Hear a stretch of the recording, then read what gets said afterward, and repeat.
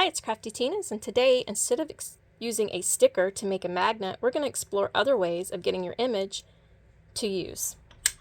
Today we're going to try and stamp an image and use the stamped image as our magnet or button. In this case, it's going to be a magnet. I stamped this image, used clear holographic vinyl, and came out with a really cool magnet. So I'm sure a lot of you have these stamps laying around. They can be rubber stamps, clear stamps, it really doesn't matter. A stamp pad, and then all you need is the 28-pound paper like we did with the stickers, and then the holographic vinyl. If you want to see the video on this, check it out on craftytinas at YouTube. But for this video, we're going to do a stamped image. Any image that fits inside your die cut for whatever size button you're using will work.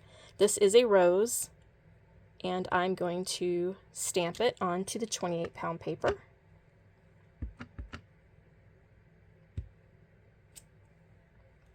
I'm going to move this out of the way. I have enough ink on my hands. You can add some color to this with felt tip markers, watercolor pencils, pretty much anything you want. I don't want to color the whole image. I just want to color a little bit of the parts, just to give it a little bit more definition, and so that I can color.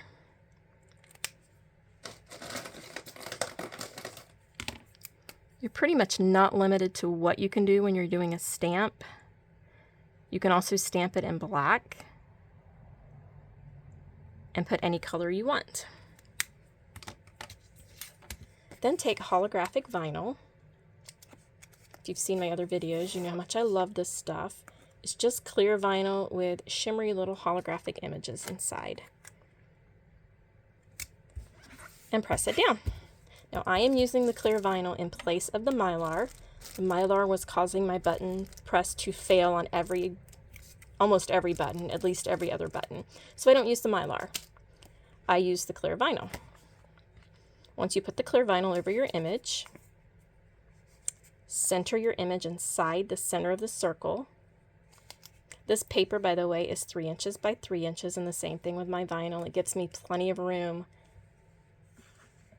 without too much waste. I simply cut the image out, make sure it's completely cut out, and it is not.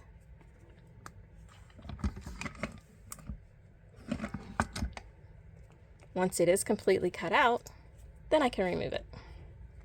Now I have a holographic image of my rose, and I want to make a button.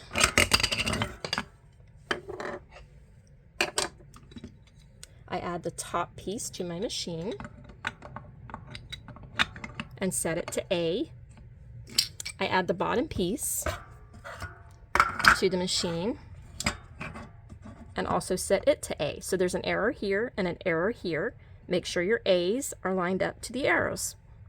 I add the top of my button, which is the little metal piece that goes underneath the paper. I add my image to the top, place it in the press, press down. I open it up and there will be nothing inside. I took the pen out of my pen refill so that I can glue a magnet to the back. I place it in the die into the holder with the sharp edge up. The rounded edge goes down. This is the back, so you want to make sure it's this way. Close it, turn it to B, straight down the line, and give it a good press. It is not as hard as I'm making it seem. I am just reaching over. And there is my perfect press. Had I used the Mylar, 9 times out of 10, it was leaving an edge exposed. It was not doing a good job.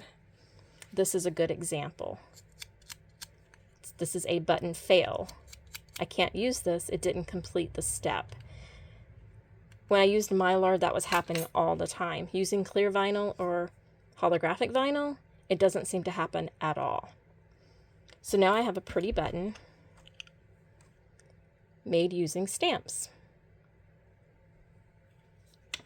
So break out those stamps, get creative. You can also add these to cards and use the same stamps to put on the card. We'll do that in another video. Make sure you like and subscribe and come back for more exciting buttons.